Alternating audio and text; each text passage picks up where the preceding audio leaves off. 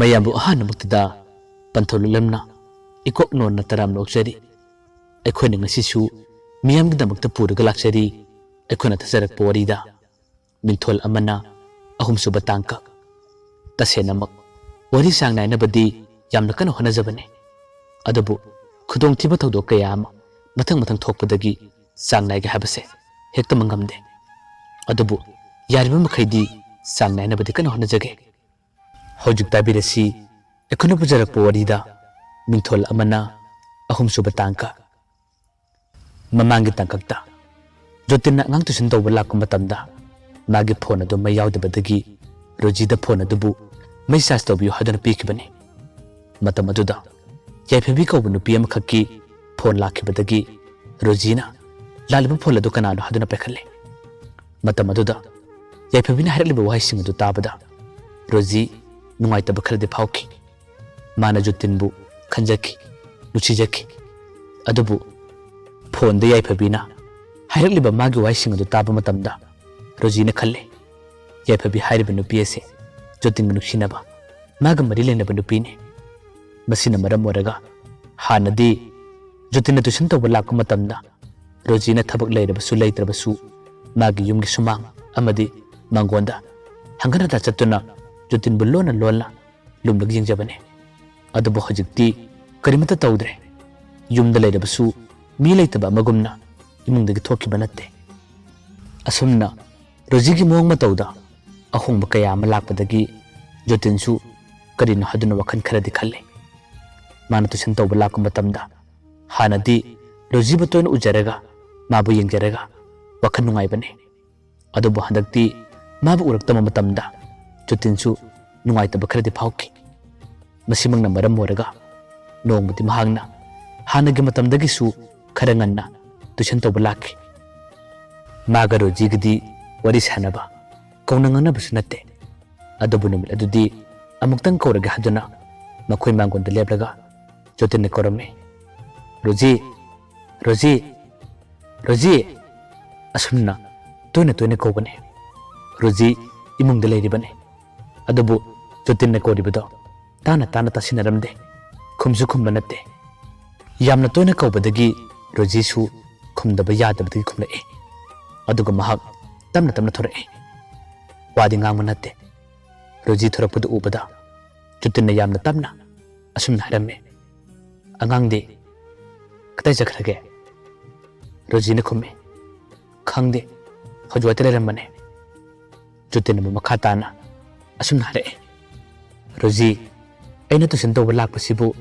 ꯍꯩꯅꯗ꯭ꯔꯕꯣ ꯍꯥꯟꯅꯗꯤ ꯑꯩꯅ ꯂꯥꯛꯄ ꯃꯇꯝꯗ ꯑꯩꯉꯣꯟꯗ ꯀꯧꯕ ꯋꯥꯔꯤ ꯁꯥꯕ ꯅꯪꯅ ꯇꯣꯏꯅ ꯇꯧꯔꯝꯃꯤ ꯑꯗꯨꯕꯨ ꯍꯟꯗꯛꯇꯤ ꯅꯪꯁꯦ ꯑꯩꯉꯣꯟꯗꯁꯨ ꯀꯔꯤꯃꯠꯇ ꯀꯧꯔꯛꯇꯦ ꯋꯥꯔꯤꯁꯨ ꯁꯥꯗꯦ ꯏꯃꯨꯡꯗꯒꯤꯁꯨ ꯏꯍꯦꯟ ꯍꯦꯟꯗꯣꯛꯇꯦ ꯅꯠꯇꯦ ꯅꯪꯕꯨ ꯀꯔꯤ ꯅꯨꯡꯉꯥꯏꯇꯕ ꯌꯥꯎꯔꯒꯦ ꯌꯨꯝꯒꯤ ꯃꯤꯁꯤꯡꯒ ꯈꯟꯅꯕ ꯁꯥꯎꯅꯕꯁꯨ ꯎꯗꯦ ꯇꯣꯉꯥꯟꯅ ꯅꯪꯒꯤ ꯂꯅꯥꯏꯒꯤ ꯅꯨꯡꯉꯥꯏꯇꯕ ꯂꯩꯕ꯭ꯔꯥꯕ ꯔꯣꯖꯤ ꯋꯥꯍꯩꯗꯨ ꯍꯥꯏꯔ ꯐꯥꯎꯕꯗ ꯀꯔꯤꯃꯠꯇ ꯈꯨꯝꯗꯦ ꯇꯨꯃꯤꯟꯅ ꯑꯁꯨꯝ ꯅꯣꯟꯊꯔꯒ ꯂꯩꯔꯤ ꯖꯣꯇꯤꯟꯅ ꯃꯈꯥ ꯇꯥꯅ ꯑꯗꯨꯝ ꯍꯪꯉꯤ ꯔꯣꯖꯤ ꯈꯨꯝꯃꯣ ꯀꯩꯗꯧꯕꯒꯤ ꯂꯣꯜꯂꯤꯕꯅꯣ ꯑꯩꯉꯣꯟꯗꯕꯨ ꯀꯔꯤꯒꯤ ꯏꯀꯥꯏꯔꯤꯕꯅꯣ ꯑꯁꯦꯡꯕ ꯈꯨꯗꯤꯡꯃꯛꯁꯤꯡ ꯑꯗꯣ ꯑꯩꯉꯣꯟꯗ ꯍꯥꯏꯌꯣ ꯑꯗꯨ ꯅꯠꯇ꯭ꯔꯒ ꯅꯪꯒ ꯈꯪꯅꯕ ꯅꯨꯄꯥꯗꯨꯒ ꯁꯥꯎꯅꯕ꯭ꯔꯣ ꯋꯥꯍꯩꯗꯨ ꯍꯥꯏꯔꯛꯄꯗꯗꯤ ꯔꯣꯖꯤꯅ ꯑꯃꯨꯛ ꯈꯨꯝꯃꯤ ꯀꯥꯏꯗꯒꯤ ꯅꯨꯄꯥꯅꯣ ꯑꯩꯒꯤ ꯅꯨꯄꯥ ꯂꯩꯇꯦ ꯖꯣꯇꯤꯟꯅ ꯍꯪꯉꯤ ꯑꯗꯨꯗꯤ ꯀꯩꯗꯧꯕꯒꯤꯅꯣ ꯍꯟꯗꯛ ꯃꯔꯛꯁꯦ ꯅꯪꯅ ꯋꯥꯈꯜ ꯅꯨꯡꯉꯥꯏꯇꯕ ꯑꯃꯒꯨꯝꯅ ꯇꯨꯃꯤꯟ ꯂꯩꯔꯤꯕ ꯔꯣꯖꯤꯅ ꯈꯨꯝꯃꯤ ꯃꯁꯥꯒꯤꯅꯤ ꯑꯩꯁꯦ ꯁꯣꯅꯣ ꯆꯨꯕꯅꯤ ꯃꯤꯒ ꯃꯥꯟꯅꯗꯕꯅꯤ ꯃꯔꯛꯇ ꯑꯁꯨꯝꯅ ꯃꯁꯤꯡ ꯍꯧꯕꯅꯤ ꯖꯣꯇꯤꯟ ꯔꯣꯖꯤꯒꯤ ꯋꯥꯗꯨ ꯇꯥꯕ ꯃꯇꯝꯗ ꯉꯥꯏꯍꯥꯛꯇꯪꯗꯤ ꯋꯥ ꯑꯃꯇ ꯉꯥꯡꯗꯅ ꯇꯨꯃꯤꯟꯅ ꯂꯩꯔꯝꯃꯤ ꯑꯗꯨꯒ ꯑꯃꯨꯛ ꯇꯞꯅ ꯃꯈꯥ ꯇꯥꯔꯛꯏ ꯏꯃꯥꯈꯣꯏ ꯄꯥꯕꯨꯡꯈꯣꯏꯗꯤ ꯂꯩꯕ꯭ꯔꯥ ꯔꯣꯖꯤꯅ ꯈꯨꯝꯃꯤ ꯂꯩꯇꯦ ꯊꯣꯛꯈꯤꯕꯅꯤ ꯖꯣꯇꯤꯟꯅ ꯍꯥꯏꯔꯤ ꯉꯁꯤꯗꯤ ꯑꯩ ꯈꯔ ꯉꯟꯅ ꯂꯥꯛꯄꯅꯤ ꯅꯈꯣꯏꯒꯤ ꯑꯉꯥꯡꯗꯣ ꯑꯃꯨꯛꯇ ꯀꯧꯔꯛꯑꯣ ꯇꯨꯏꯁꯟꯁꯨ ꯈꯔ ꯉꯟꯅ ꯇꯧꯔꯝꯒꯦ ꯔꯣꯖꯤ ꯀꯔꯤꯃꯠꯇ ꯈꯨꯝꯂꯝꯗꯅ ꯊꯣꯡꯒꯥꯜꯂꯣꯝꯗ ꯄꯨꯔꯞ ꯊꯣꯛꯈꯤ ꯖꯣꯇꯤꯟ ꯃꯈꯣꯏ ꯃꯥꯡꯒꯣꯟꯗ ꯐꯝꯂꯒ ꯔꯣꯖꯤ ꯑꯃꯗꯤ ꯃꯥꯒꯤ ꯃꯄꯥꯅꯨꯄꯥꯗꯨꯅ ꯂꯥꯛꯄꯗꯨ ꯉꯥꯏꯔꯤ ꯉꯥꯏꯍꯥꯛꯇꯪꯒꯤ ꯃꯇꯨꯡꯗ ꯔꯣꯖꯤꯒ ꯃꯥꯒꯤ ꯃꯄꯥꯅꯨꯄꯥꯒ ꯑꯃꯨꯛ ꯂꯥꯛꯂꯦ ꯃꯈꯣꯏ ꯑꯅꯤ ꯆꯪꯂꯛꯄꯗꯒꯤ Mapa nupa adusu angang oibagi honasa ningai tawribra khangde kedorubna khangde. Number 2 tawningi habadagi maninglomda amuk chakki. Roji amadi Jotin makhoi ani tamak mangonda leiri. Mangonda leiri ngai talak asida Roji na Jotin di yelaga asum harae. Tabogi nupido masak fajaramdo male kailamdagino.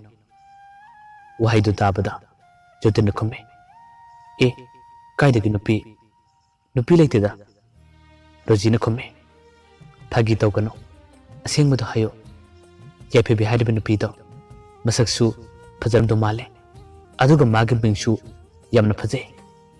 Yaiphebi du kaidagino ba Jotin na khumle.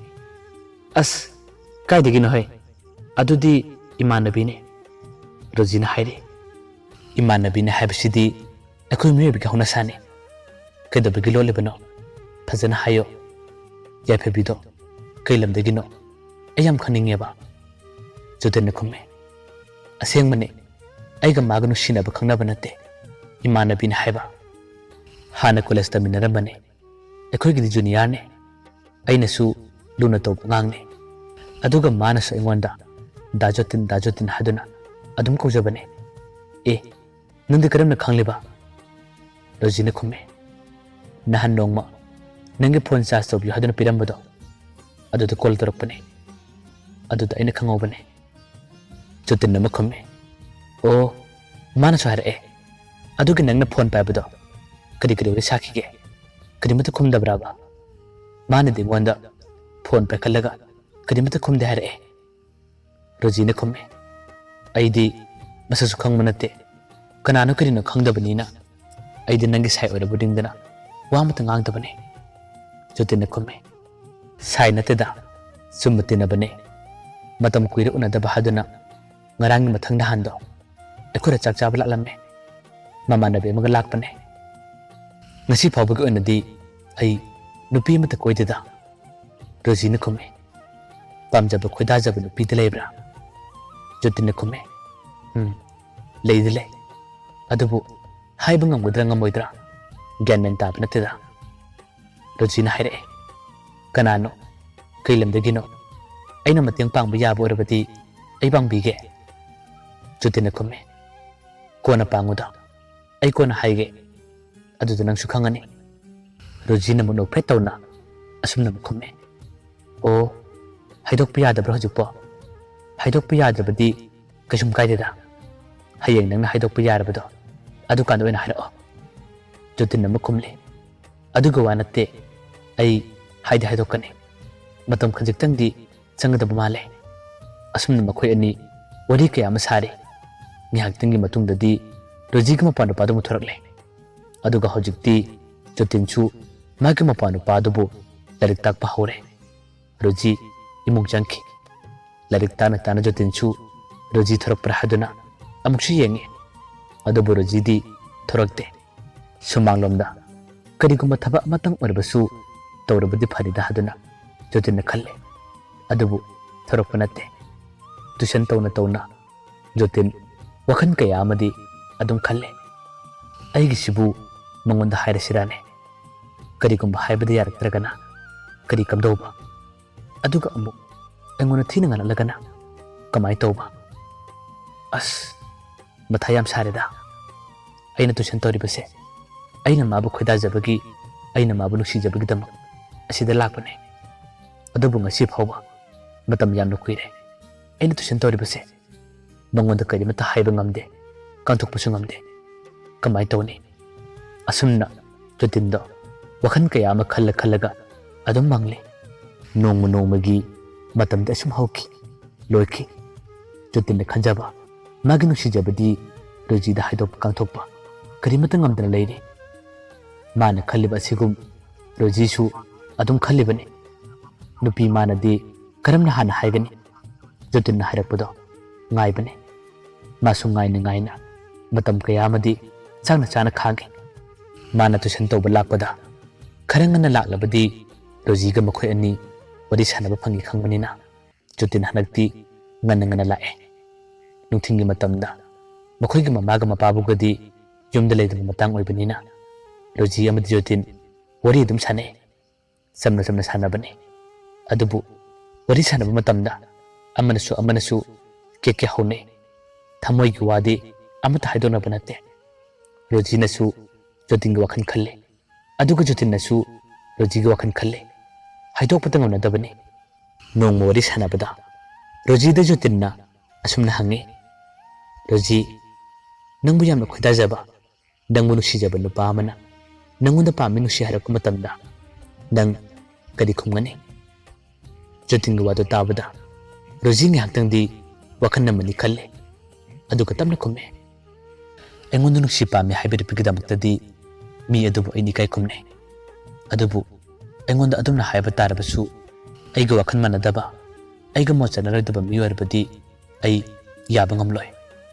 karigumba yaba tarabasu mido kanano karino haduna fajana munna khalaga yagane jotinna mahange adudi nangna pamne binu pase karama makhangi no panoba rojisu pantha batodana khumme nangumba no papa me wahaidu tabada jotinsu ngakpoi kariwai ha rojisu kona thangda ikaira male aina haide khangde kari haideno nupa thokpa thongna phaba as ai kari haideno khangde asumna haramlaga ikairap tawn rojido imung changki jotinsu gyan mamboi kariwai rojina changkibado ngana yenge roji mikuptu dagi imung nagi thorakidre jotin matom tani mangonda lehoriba mikuptu da roji gi mapano pasu tuition tobigi da mukalaktri jotin khalle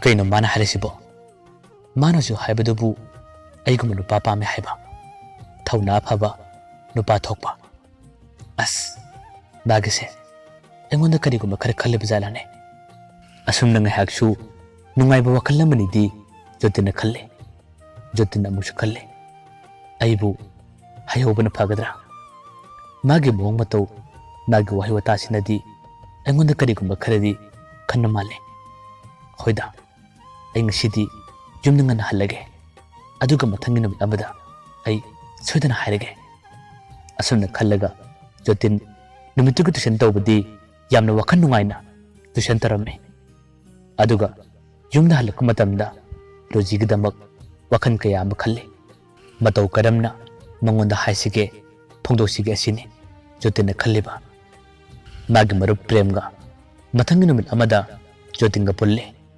aduga jotin na premda wari kya sarame itaw prem rajida khangde magi mong matau magi engna enga haragadi masa engonda karigumba kharadi khanbigi mong male ado ngasi mak mangonda nuksi ana phongdok pasibu yairoidraba aida hainang mana yadre magi mong matau duna aibu mana karigumba khara khalabse ai khangle ado ai hairaga yang siraba jotinga wadu tabada prem khumme ngaikho nanga tuition toribado tha phadre haiba yadre matam khajiktanga magi mong mataudo khara yengu aduga haiga hairabasu hayoba natte magi engna yeng mong matau kaino matawi hairabado nangonda kari harakeba kari tawgeba jotinna khumme khangde itaw prem nahan nong masu aigi imanabi yaifabi kaubi nupi amana engonda phone tarakpado madi engon yam sarame mana sauribado aduga nupido aina koi haibagdam saubigi mongsu male engonda su yaifabi gi maramda wa kaya hange aduga aina mangonda karamanu pakhna ningi karamanu papa me hangma matamda bana haireba aigumanu papa me hai wahaidu tabada prem na makhumme ha asing ba haibrane nangumanu papa me harak praba jotin na khumme asing ba hare aduna ne aigunu shibase mangonda haibana phagadra khaliba prem na hare itaw adudi tanjab charabane mana nangbu khalle habase aisu khangle adudi kamai to sige nang mangona chithi iraga pigera jotin na makhumme aisu chithi mati pininge asum na makhoi anina wari sarang ngalin talak asida makoy ani gi lekai gi mamanab amasu parap jang le madi miyam na tinai miyam na pulle amasu makoy kundu gi mi ayamba mana khangdaba karimta leite mana parap jang laga prem joting beda asumna hange kadi wari no nakoy ani tamanu ngana sari bedoba prem khome akoy marab jotin se mana pamjaba khoida jaba nupi am khak leire adugi nupi dugi maramda kadi tawsigi hadana adum khanaramnida mama na buduna amuk nokpe to na hange kana nupi no aisu khangbu yaroidra hayomai amuk akoy masen sentana munarabadi pharak tani akoy lekai masendi amana amabu pun haidokna bana phabane prem na haire as ate kana sunate ba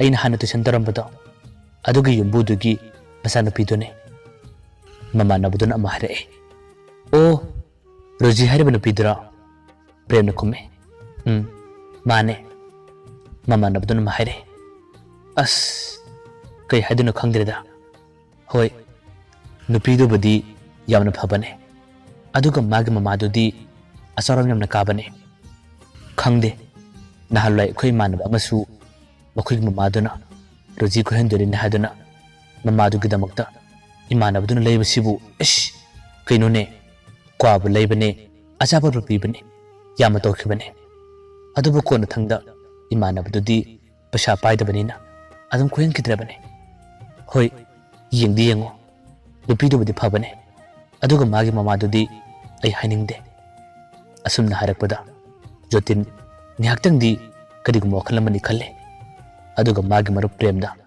munna yenge jotin na premda hange itaw asibuta sena chumra mukhoy mama sibu kadi tawgya ba premna mukhume mukhoy mama se khade tawbane as thoin hena khaluno ba masano pigale mina gadabane mama gale mina gadaba sunata basibo se adugu sarupudi nana mongona chiti pini haribado fazana ina batawchi jotin na makhum lae ngaiko tamna pirasi mama na tabu mongse masano pichu khara chugale haine aduna ma kanano karino magi mong matawsina kamai tawbana habase ai munna yenage aduga tamna ai pirage noini phamlammo ai chalage asumna haram daga jotin phu hawalle aduga magi yum tamna wakhan nungaita asum sakhi karibu thokadori karibu oigadori mayambo arebada amukana khurumjari